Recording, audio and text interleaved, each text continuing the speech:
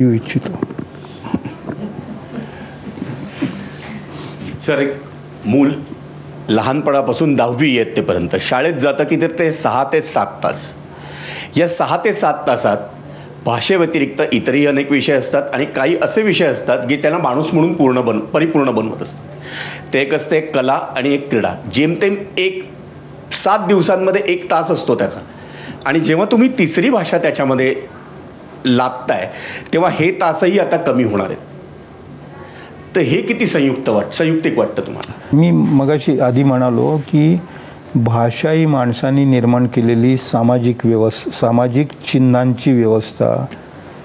जेव्हा शाळा कॉलेजेस काही नव्हती तेव्हा कितीतरी हजारो वर्ष चालत आलेली आहे आणि ती चालत राहील. शाळा किंवा कॉलेजेस असल्या किंवा नसल्या तरी.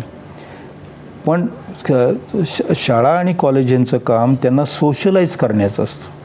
मुलांना समाजामध्ये कसं राहावं असा एक सामाजिक जबाबदारी.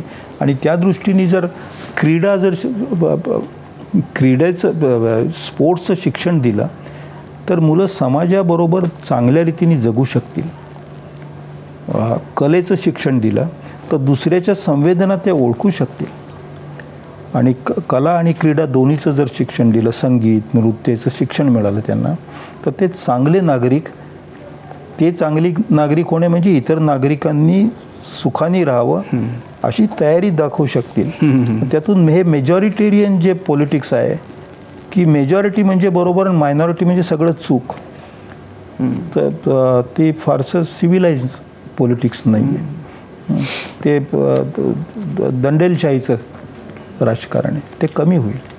तर तशा शिक्षणाने राजकारणाचं रूप बदलू शकतं.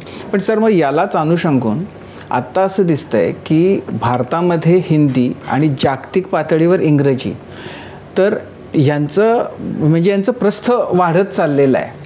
आता तुम्ही त्याच्याकडं आक्रमण अशा पद्धतीनं सुद्धा बघू शकता.